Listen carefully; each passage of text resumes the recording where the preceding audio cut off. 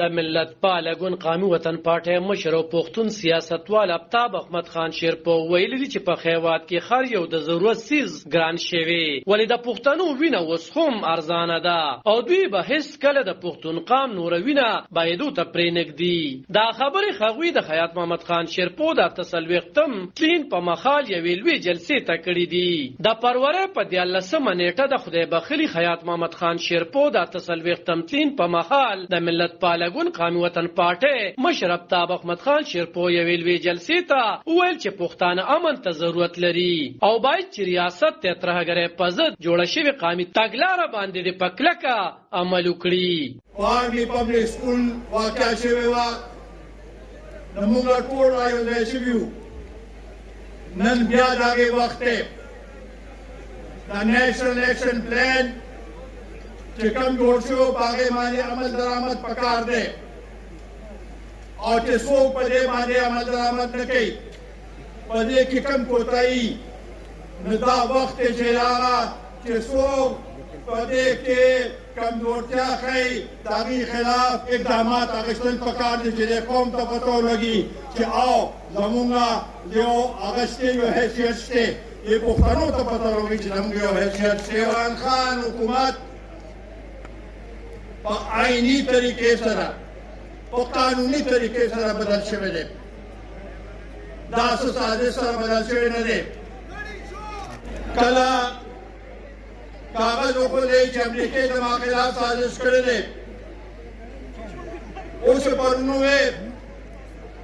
چې نه امریکې نه دی کړی باجوه کړی دی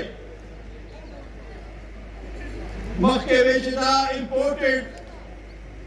سازش اوس ویل نه دا ایکسپورټډ سازش ده سازش د ده خلاف کم ځای شوی دی. باجوه خو دې وي زما خلاف سازش کړی تا خو ټول عمر چې کومې پورې باجوه په سروس کې و تا وی چې باجوه او زه په یو پړه باندې یو ځای وو.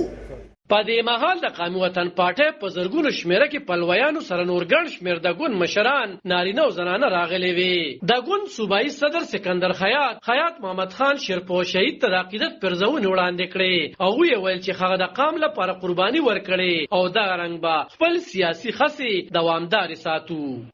سبا چې دی سبا چې دی زمونږ دی زمونږ دی سبا چې دی سبا چې دی زمونږ دی زمونږ دی قومي وطن پارټي زنده‌باد قومي وطن پارټي زنده‌باد شهید وطن حیات محمد خان شیرپو زنده‌باد. مرکزی ستر سکرټري انیسا زیب طاهر هیلی هم د شهید وطن حیات محمد خان شیرپو په خدماتو رڼا واچوله. کیا کبھی آپ نے سوچا کہ آفتاب احمد خان شیرپو جیسے ایک عظیم اور قومی لیڈر کی نمائندگی نہ ہونے سے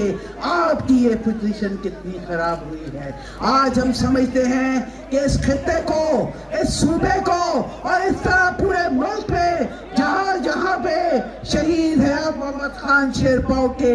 جانثار موجود ہیں ان کو اس بات کا احساس ہے. حیات محمد خان شیرپو په کال 1995 کې په لومړۍ نیټه هغه وخت په یوه بمي چاودنه کې ووژل شو کله چې هغه اسلامي کالج پېښور کې زده کوونکو ته خبرې کولې. د کیمرامین یاسر خان سره علب خان شیرپو، خیبر نیوز 400.